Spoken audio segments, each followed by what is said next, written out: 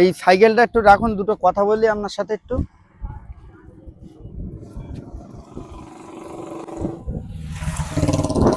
রেশনের চাল টাল কেনার জন্য করেন। এখন ব্যাপারটা হচ্ছে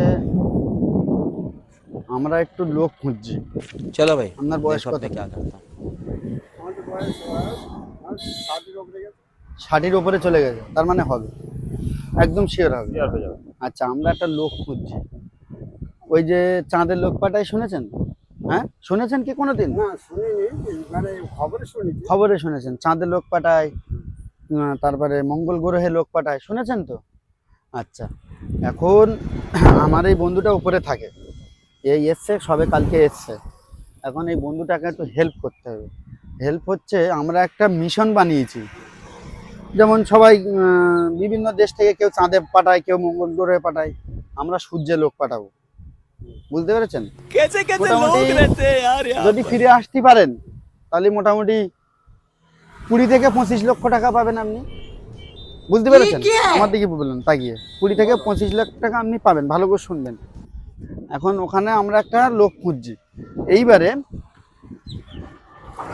এই বন্ধুটা সর্বস্ব শেষ করে সেই মিশনটা বানিয়েছে কলা গাছ দিয়ে। বুঝলেন? লোক পাঠানোর জন্য আমরা একটা বয়স্ক লোক খুঁজছি।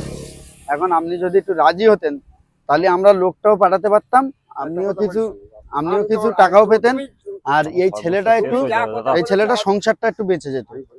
আমার সর্বোচ্চ শেষ হয়ে যাবে। আচ্ছা ঠিক আছে, তাহলে আপনাকে যদি আমরা টাকাটা আগাম দিয়ে দিই, আপনাকে আগাম আমরা 10 লাখ টাকা দিয়ে দিচ্ছি। পাগল না, আমি তো বলছি ওই ভরসা আমাদের।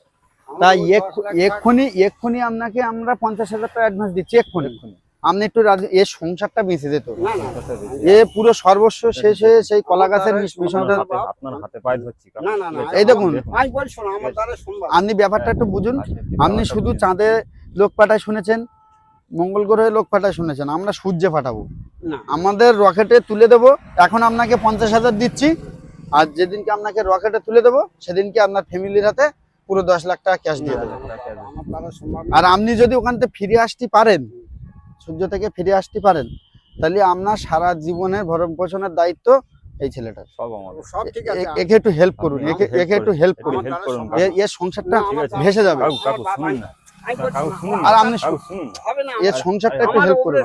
আরে কাকু শুনুন না, সূর্যের কাকু শুনুন না।